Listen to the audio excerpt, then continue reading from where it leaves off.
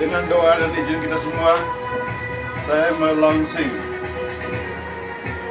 Linore sebagai satu media online untuk membantu tentang informasi masyarakat di Manggarai Timur.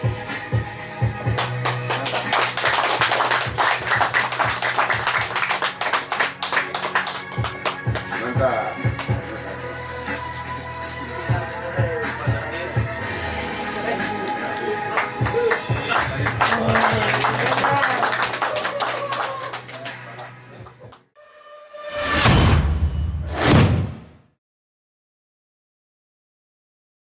Saya juga sudah sehat.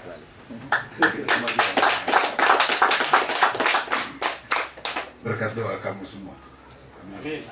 Ada dua jenis doa nih.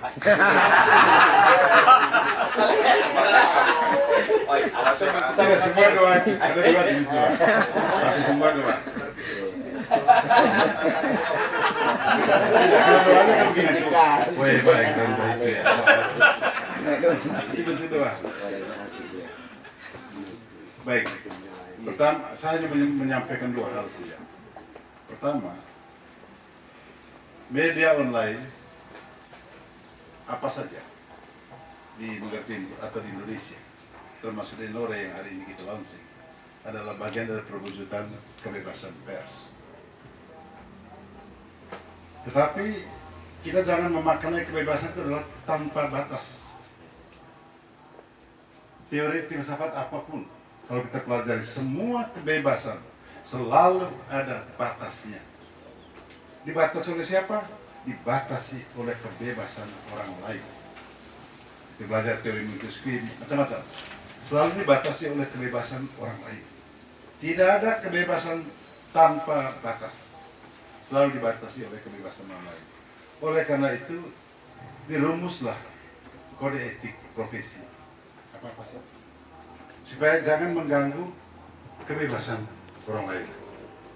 Sebab kalau ketika mengganggu kebebasan orang lain, itu bukan kebebasan sesungguhnya. Itu pasti, kalau sudah mengganggu, pasti orang lain akan melakukan reaksi dengan caranya. Tentu cara yang diatur secara tegas dalam peraturan perundang-undangan. Kebebasan juga harus didukung oleh kompetensi kita. Saya selalu ngomong kompetensi itu pada tiga hal saya suka. Teorinya apapun juga. Atau kalau kita ngomong tentang profesional, kalau kita ngomong tentang profesional, wartawan yang profesional, atau kita semua ini pekerja yang profesional, hanya pada tiga hal sebenarnya. Yang pertama, dia punya keterampilan, dia punya kompetensi. Dia bisa kerja di media, dia bisa tulis, dia tulis apa, bahasanya seperti apa, yang enak dibaca, yang sudah tata bahasa yang baik, itu kompetensi. Nah ini kan membutuhkan pengetahuan dan membutuhkan pelatihan.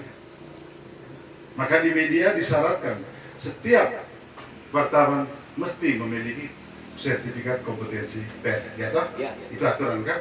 Itu aturan. Karena apa? Karena mau profesional dibutuhkan satu kompetensi. Dia bisa kerja apa? Keterampilan seperti apa? Etikanya seperti apa?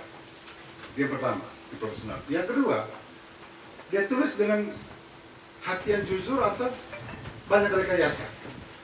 Ini juga bagian dari kompetensi.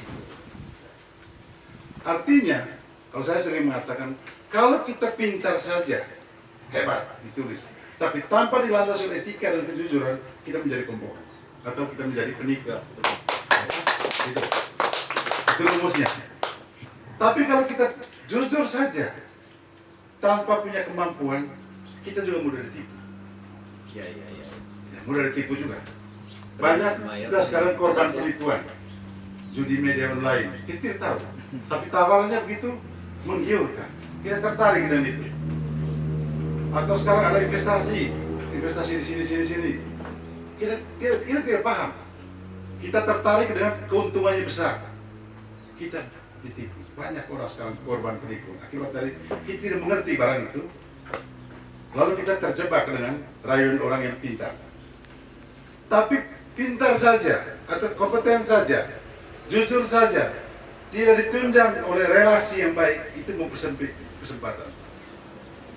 Dalam dunia bisnis, kau hebat, kau punya barang mutu bagus, tapi kalau dia punya relasi, pasti peluang pasarnya atau kita. Kalau tidak punya relasi, tidak mampu berkomunikasi dengan baik dengan orang, siapa yang mempromosikan diri kita? Tidak mungkin kita bilang, saya pintar dan saya hebat. Kita harus dipromosikan oleh orang lain. Nah, media ini, pertemuan kita juga hari ini bagian dari pemasaran diri sebenarnya. Bagian dari pemasaran diri. Tapi kalau kita hidup tertutup, siapa mau tahu? Lalu kau dari lubang batu mengatakan, saya pintar, saya hebat. Mereka menggerai tombol dulu. Ya. Nah, oleh karena itu memang membutuhkan relasi sosial. Dan relasi sosial hanya bisa dibangun dengan apa? Dengan komunikasi. Komunikasi ini sangat penting. Di sini pentingnya relasi. Di media juga saya rasa ini membangun relasi. Tulisan kami juga akan membangun komunikasi. Itulah jaminan kebebasan pers. Yang pertama saya tekan.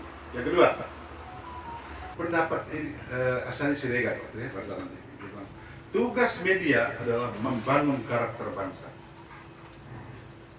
Siapa sih media? Denore kita lihat. Tapi yang kita lihat adalah personifikasi dari Denore adalah wartawan-wartawannya, pemimpin redaksinya. Maka tugas dari pemimpin redaksi sampai dan wartawannya membangun karakter bangsa. Kalau dia berada di Manggar Timur, artinya membangun karakter manusia Manggar Timur. Tentu kita semua tahu, apa sih karakter? Kualitas positif, kejiwaan yang ada pada diri seseorang. Kalau kita merumuskan secara karakter itu adalah kepribadian, kesejatian seseorang, karakter ciri yang membedakan orang itu dan orang lain. Hal-hal yang baik, sebenarnya. Karakter hal-hal yang baik. Saya terus terang paling senang membaca buku yang berkaitan dengan suksesnya orang. Saya pernah senang, paling suka. Karena apa? Itu spirit positif buat saya. Tapi kalau kita menulis tentang kejahatan orang, saya tidak akan baca. Tapi kalau di balik kejahatannya itu dia ada berubah menjadi positif, itu saya baca. Saya pikir banyak buku yang berkaitan itu. Ada satu buku saya baca, judulnya begini, memberi itu menyembuhkan penyakit. Saya pikir yang benar. Ini pengalaman dari seorang, nanti saya kasih buku ya. Itu pengalaman dari seorang HIV/AIDS, penderita HIV/AIDS di Australia. Harus sering bertamu, mau ketemu anak muda, lipat anak muda. Dan kita juga harus sudah, karena muda dan tua itu usia, Bapak Ibu sekalian. Muda dan tua itu soal perspektif. Ada orang muda yang berpikirnya bermusik, orang tua itu. Ada orang tua yang berpikirnya progresif, itu anak muda itu. Nah, begitu kan? Soal perspektif saja, bukan soal angka, soal tua dan muda, bukan soal umur. Banyak anak muda juga yang berpikirnya ke belakang, masalahnya. Masalahnya. Ini juga, ini soal ini pola pikir orang tua bermasalah. Tapi dia belum nostalgia. Pengalaman kami dulu begini. Kalau ketemu orang tua, dia pasti bernostalgia. Itu orang tua. Tapi kalau orang tua yang berpikirnya ke depan, dia kategori anak muda. Ini soal perspektif. Main lokasi. Ini yang paling bagus, tidak kelihatan. Mereka baik nih. Dan saya begitu. Jadi saya profesiat buat Denore. Mari kita berkiprah di Manggar Timur secara baik. Tentu tadi fakta di balik data. Ini yang menjadi ciri yang membedakan. Ini pertahankan ciri yang membedakan. Pasti, dan saya yakin makin banyak media yang ada di sini, ya makin banyak juga pencerahan kepada masyarakat kita. Biar mereka juga tidak baca, mungkin juga lihat tidak baca, tapi kalau kita sampaikan terus baik. Ya. Yang penting ini kata Uskup Anu, jangan hanya mencari laku,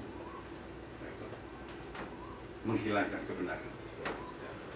Itu kata Uskup Manado. Jangan cari lakunya, menghilangkan kebenaran. Nah, cari laku itu kan artinya kita buat judul yang geger, membuat orang klik. Karena media ini kan kalau kami klik satu kali baca kan kami yang bayar, toh. Pembacaan itu. Iya. Kita baca-baca, lihat isinya, padahal tidak jelas juga. Nah, ini apa? Ini hanya aspek lakunya, bukan kebenaran. Jadi kalau dilihat dari kita punya sambutan tadi, memang membawa kebenaran. Jadi laku dan membawa kebenaran.